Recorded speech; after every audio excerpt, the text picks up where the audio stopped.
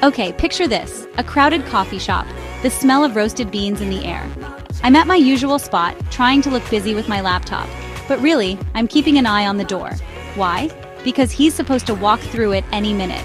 We're talking Mr. Dreamy-Eyed Guitarist from my lit class. He's the kind of guy who can write you a sonnet and make your heart melt with a single chord. And me? Let's just say I was head over heels, ready to spill my latte love all over him. I'd heard through the grapevine that he was a coffee snob, so naturally I had a plan. I'd been secretly practicing my latte art skills for weeks.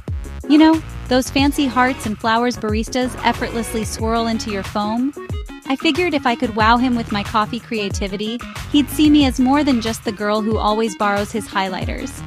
Yeah, maybe not my finest moment, but hey, love makes you do crazy things, right? So there I am, armed with my trusty milk frother and a can-do attitude. I'd even memorized a few cheesy coffee puns to break the ice. Hey, you're looking latte lovely today, or something equally cringeworthy. My heart was pounding like a drum solo as I saw him walk in. This was it, my chance to shine.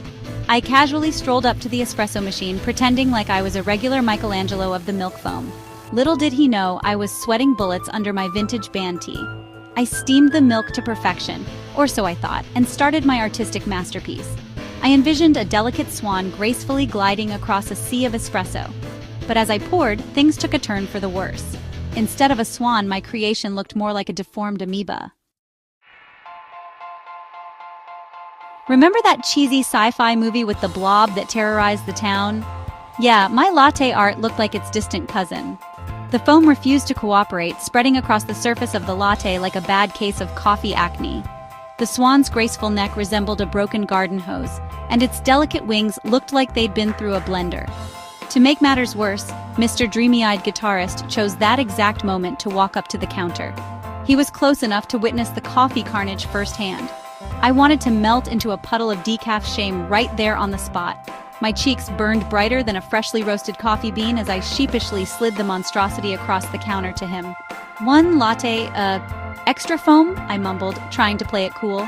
He just stared at the cup, his eyebrows raised in a mixture of amusement and confusion. Section 4. The Aftermath, Awkward Silence, and the Shameful Retreat. Remember that scene in every rom-com where the music swells and the couple shares a magical moment?